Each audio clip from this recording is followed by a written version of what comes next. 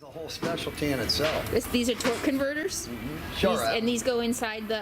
front of the transmission. Inside, oh. In front of it. You're on YouTube, buddy. I'm on YouTube. Awesome. A million hits right here. Inside every torque converter, you have various components to make these work. Or designed to do towing, or most motorhomes, we have different upgrades that we put in our torque converters to make them more durable, take more abuse, and last longer. Okay.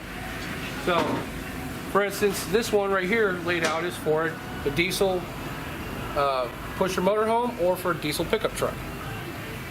Now, usually these from the factory come with a stamped steel cover. Stamped steel covers is where the studs are. They like to bend and flex. And by bending and flexing, it distorts the cover. So now, the clutch that goes in here ends up wearing unevenly because it's only hitting on the raised portions right where each one of the studs are at. Wow. Okay. So, to keep this from bending and flexing and it not coming apart or destroying the clutch again, we put a billet one-piece cover, billet steel cover in its place versus the stamped steel. So instead of the stamped steel with all the studs welded onto it, this is now cut out of one chunk to keep it more durable and stronger. The linings that come from them in the factory are paper linings.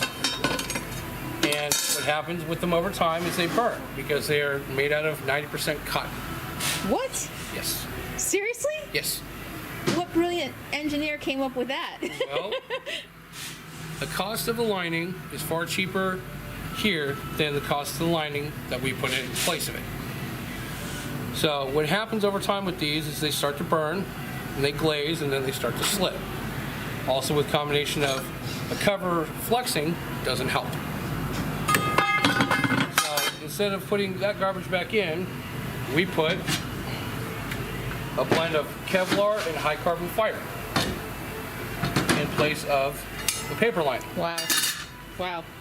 And we get these from Luke, which is the largest manufacturer of clutches for the industry, besides Exidy and Rebestos and Borg Warner.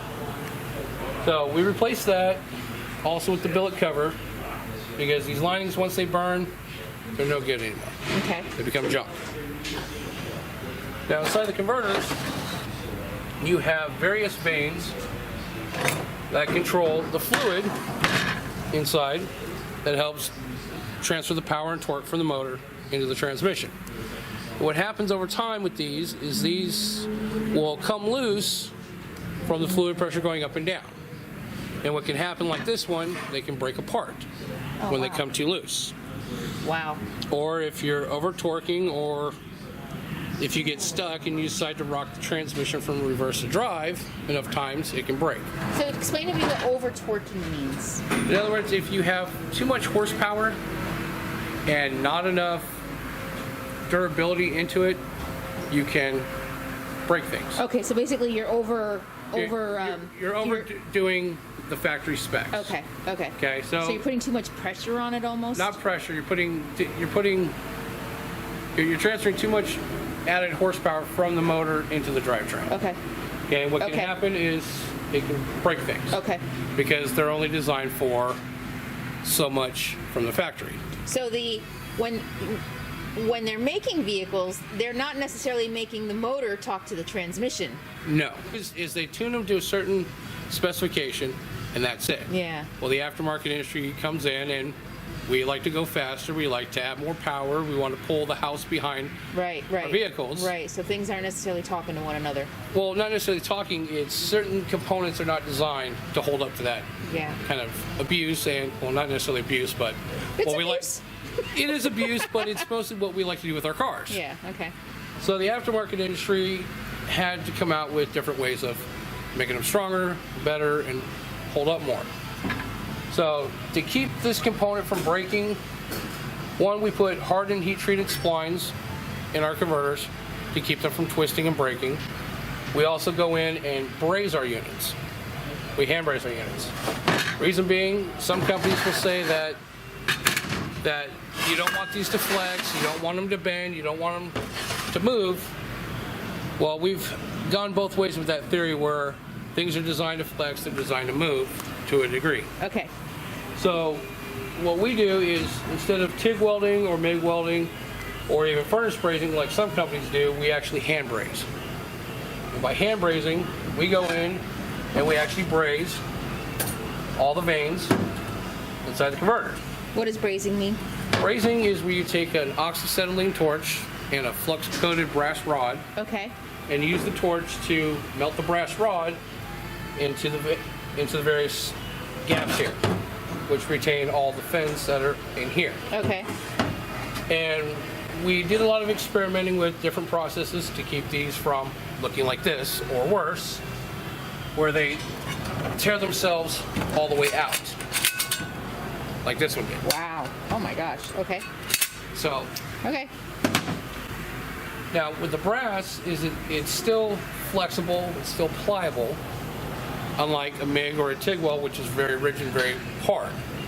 And what happens, what we've seen with a lot of them, is they break right where they're welded with the MIG or TIG weld, because it's a very hard, very strong weld, which there's nothing wrong with because it's a good process.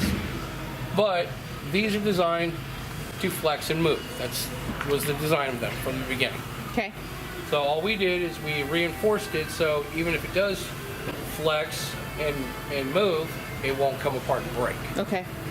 And we did a lot of experimenting with race cars, hot rods, drag cars over the years to find what was working best. Okay. And then we stuck with it. Also inside the converters, they have a lot of plastic caps that are put in these from the factory. Yes, I know. Okay, you know what? I don't even know anything, and that just seems stupid to Well, me. it's not necessarily plastic. It's more of it's called a phenolic resin. Okay.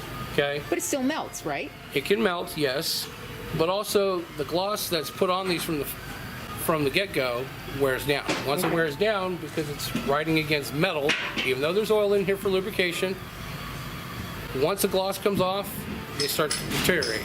Okay. Also, increase of heat from overexerting the drivetrain also speeds that up. Wow. And once this becomes brittle, they break. Wow. And if they break, there's a bunch of rollers and springs for a one-way clutch element in here, and they come out. Okay. If they come out, that's how we end up with this mess over here. So what we do is we actually take the plastics and we throw them out. Because we know they make friction, we know they add to heat, and we know they break apart. Instead, we replace them with an aluminum adapter Wow. and a fully enclosed bearing to go in its place to reduce drag and also to reduce the heat. They take a little bit more abuse than the plastic and they last longer. Also in our converters for towing and motorhomes, from the factory, on a lot of these converters, we have what's called a butt-mounted hub. Okay, so it's a hub that's been designed for the transmission. It's butted up against here and welded with it keeping it straight as possible to drive the pump in the transmission. Well, what happens when you add extra power, what can happen is the converters can, what they call balloon. So in other words, when you step on the gas and you're increasing all your power and then you let off the gas, the converter tries to stretch, also known as ballooning. So to keep that from happening, we actually take the butt-mounted hub out and we replace it with a flanged hub, Wow. like this one here, or an anti-balloon plate, depending on the application of what it's going in. So by adding a few minor upgrades into it and adding some more durability, we're able to expand the life of the torque converter, which also expands the life of the car. I wonder if they did any of these upgrades in mind for my motorhome. I bet they didn't. I don't know. You guys didn't look at it because you 9 would have had times to. out of 10, a lot of times, depending on the customer, what they want or what they don't want, most companies don't have the ability to open these and find out how bad they are. Oh, wow. Even on a rebuild? Even on a rebuild. Most shops don't have a converter shop. So I got a transmission rebuild, but they probably didn't look at the torque converter. You probably got a stock one from